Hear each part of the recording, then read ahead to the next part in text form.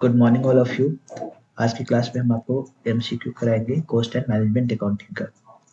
ये अगर वीडियो लंबी होगी तो इसको हम लोग दो पार्ट में करेंगे। तो वे पार्ट वन में स्टार्ट करते हैं। Question number one, under machine hour rate method machine is treated as. Machine hour rate method में मशीन को क्या माना जाता है? तो हमारा आंसर है cost unit, a cost centre, service department and none of these. तो आंसर होगा इसका cost centre. Question number two, machine hour rate method is the method of absorption of factory overhead। जो मशीन आवर रेट है ये overhead होता है या expenses होता है फैक्ट्री ओवरहेड का। थर्ड है in computation of machine hour rate, MHR मतलब machine hour rate, labour welfare expenses is absorbed या अपोर्शन लिखा है, सॉरी अपोर्शन।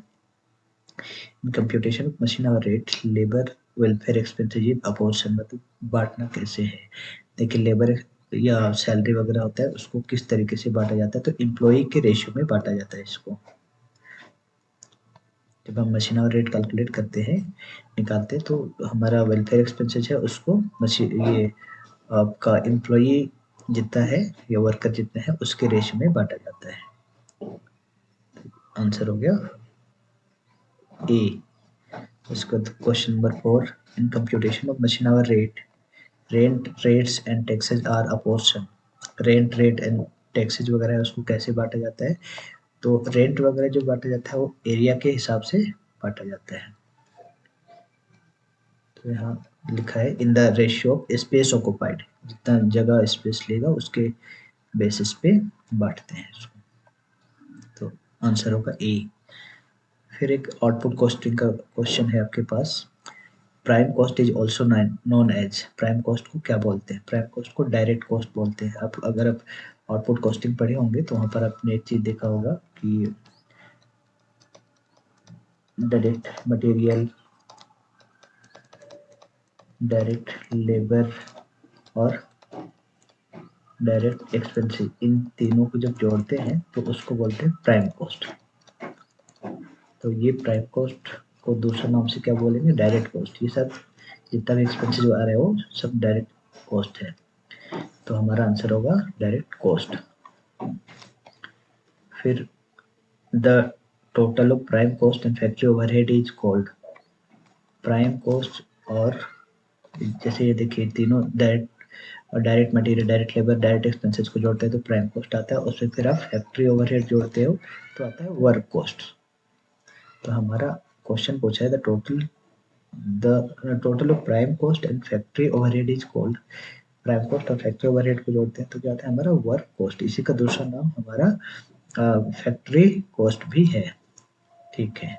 उसके आगे क्वेश्चन है total of work cost and office overhead. देखिए प्राइम कॉस्ट में फैक्ट्री ओवरहेड जोड़े तो वर्क कॉस्ट आया। वर्क कॉस्ट में हम जोड़े वर्क कॉस्ट में अगर हम जोड़ते हैं क्या बोलते हैं इसको, ऑफिस एंड एडमिनिस्ट्रेटिव ओवरहेड, तो आता है कॉस्ट ऑफ प्रोडक्शन। तो यहाँ पर क्वेश्चन में पूछा है total of work cost and office overhead is called. Work cost जब आता है उसके बाद हम उसमें office and office and administrative overhead जोड़ेंगे तो आता है कॉस्ट ऑफ प्रोडक्शन। तो हमारा आंसर हो जाएगा ये वाला 7 का। तो अगर अपने यहाँ पर आउटपुट कॉस्टिंग पढ़ रहे हैं तो ये 2-3 क्वेश्चन तो इजीली बन जाएगा।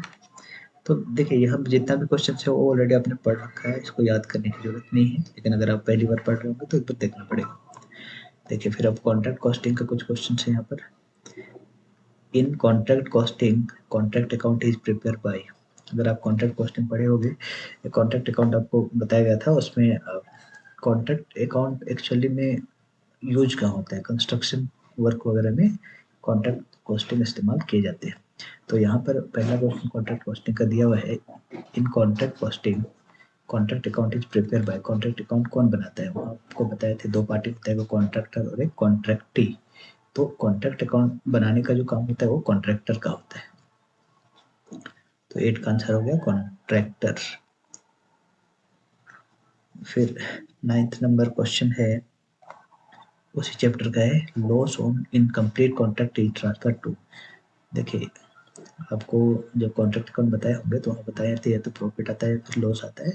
तो अगर प्रॉफिट आता है तो उसको फिर दो पार्ट में बांटा जाता है।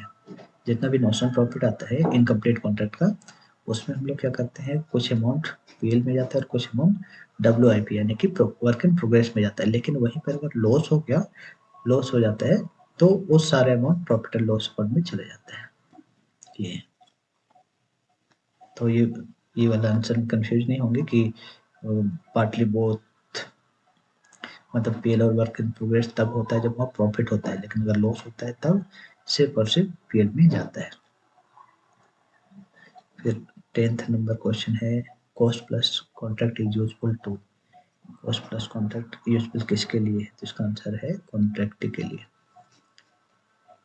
फिर 11 number, when a contract is 50% complete the amount of profit to be taken credit for is usually.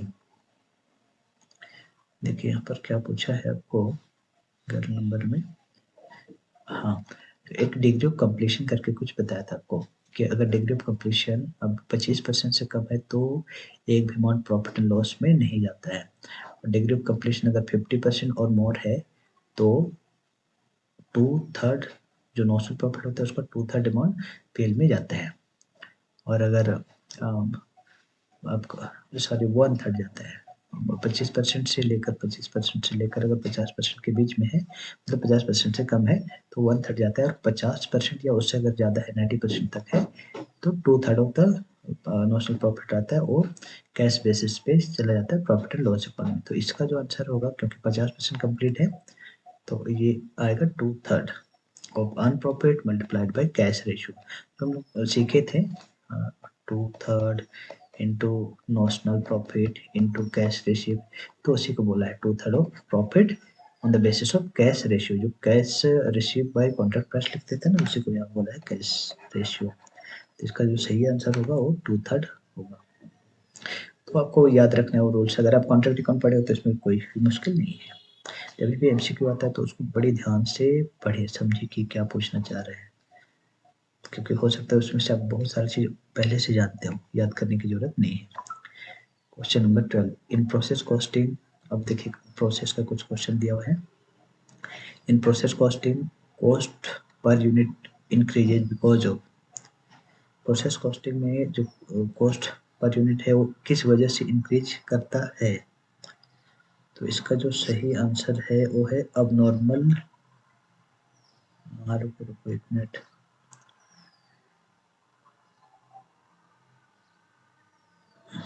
अब नॉर्मल नहीं, नॉर्मल लॉस।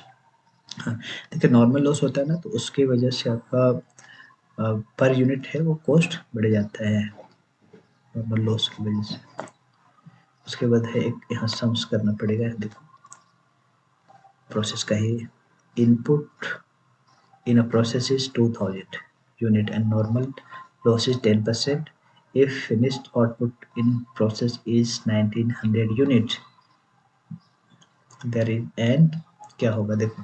इसको समझने के लिए ना प्रोसेस कॉस्टिंग अगर आप पढ़े होंगे तो आप देखे होंगे इस तरीके से बनता है, देखो इसको थोड़ा सा कैलकुलेशन समझिएगा।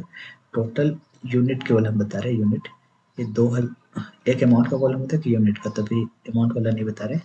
यूनिट अगर मान लो 2000 है, इधर इनपुट और आपका बोल रहा है कि 10% है, वो क्या है नॉर्मल लॉस, तो इधर बाई साइड लिखते ना नॉर्मल लॉस 10%, तो 2000 का 10% हो जाएगा 200। और फिनिश्ड आउटपुट, आउटपुट को लिखते हैं by output transfer to finish goods लिखते हो, वो है आपका 1900। तब इसको जोड़िए, इधर हो रहा है 2100 और इधर हो रहा है डिफरेंस 100, तो 100 जो आया, देखिए अगर क्रेडिट से डिफरेंस आता है तो अब नॉर्मल लॉस आ जाता है, लेकिन डेबिट साइड अगर डिफरेंस आ रहा है इसका मतलब अब नॉर्मल गेन है, तो इसको बोलते हैं अब नॉर्मल गेन 100 यूनिट्स। देखो कहीं पर क्वेश्चन आंसर में दिया होगा अब नॉर्मल गेन इधर बी नंबर में, अब नॉर्मल गेन 100 यूनिट। तो ये अपने प्रोसेस कॉस्टिंग पढ़ा होगा तो जान जाओगे। फिर एक नेक्स्ट क्वेश्चन है उसी चैप्टर का, a bakery product, cake, biscuit and bread, these products should be treated as, देखिए अगर बेकरी प्रोडक्ट है उसमें केक, बिस्किट और ब्रेड बनता है, तो ये सारे को एक साथ क्या बोला जाता है, इसको बोलते हैं को प्रोडक्ट। को प्रोडक्ट साथ साथ प्रोड्यूस होने वाले प्रोडक्ट। उसके बाद next question, a process loss that does not affect the cost per unit, process cost जो कॉस्ट पर यूनिट को अफेक्ट नहीं करता है, ये है abnormal loss। तो ओके, तो यहाँ तक हमने देखा पार्ट 1 में 15 क्वेश्चन, और नेक्स्ट 15 क्वेश्चन हम लोग करेंगे अगले वाले पार्ट में, पार्ट 2 में। Thanks for watching, thank you.